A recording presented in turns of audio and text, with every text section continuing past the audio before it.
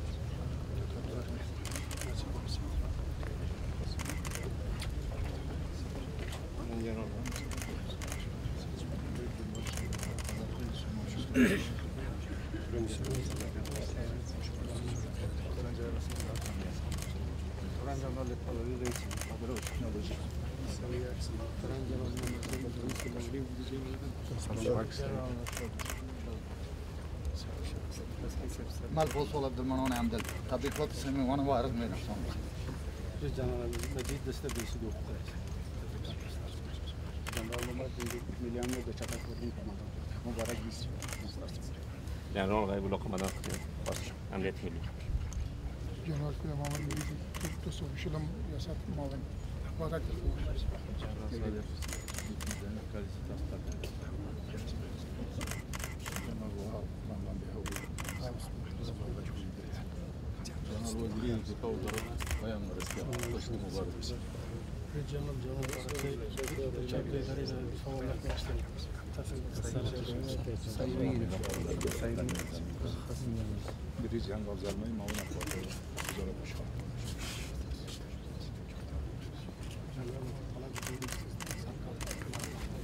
اگروال اجمل شما اگروال مرزا یا ور باشه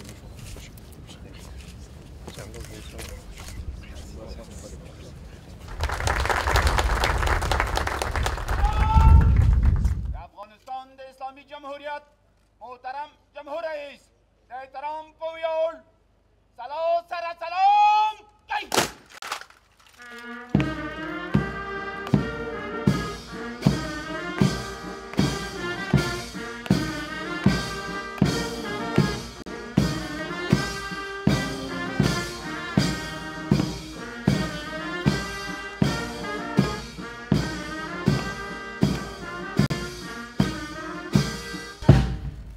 افغانستان د اسلامی جمهوریت محترم جمهور رئیس او د مسلح قوو اعلی سرقمندان جلالت مهاب حامد کرزی السلام علیکم و رحمت الله و برکاته.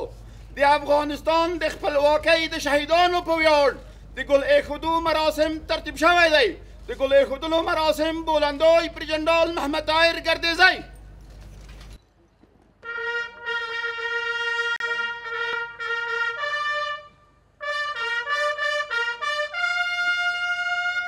بیرغونه یادگاری سلیته تعلیم قدم مارش.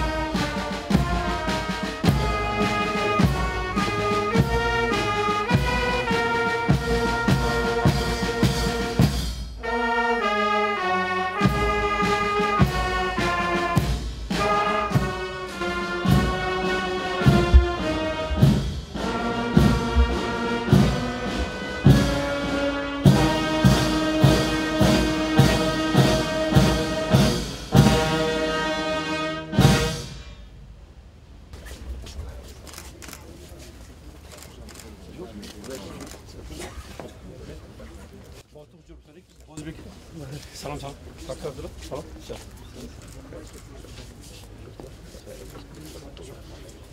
اسم شورا سلام بخير تبتوش اسم سلام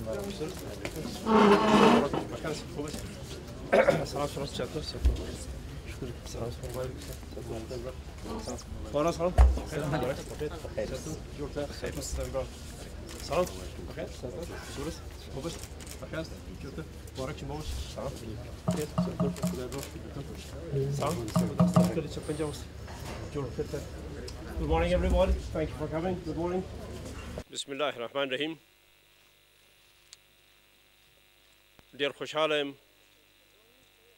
د افغانستان د ټول ملت سره یو ځای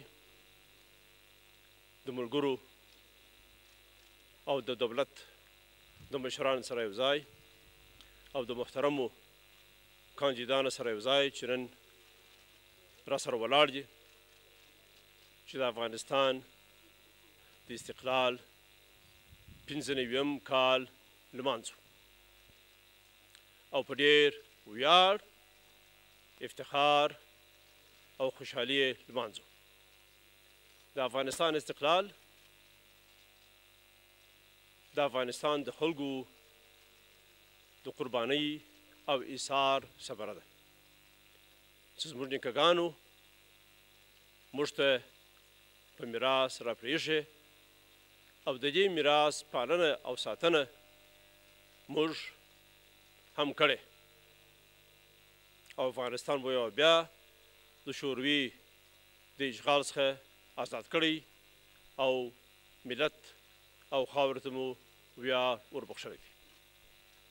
استقلال افغانستان، عزت آزادی افغانستان بدون شک مدیون دو عنصر مهم ملی ماست.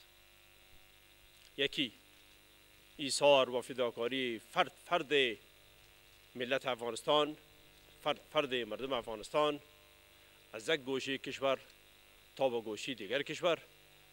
دوم همبستگی، اتحاد و اتفاق ملی مردم ما.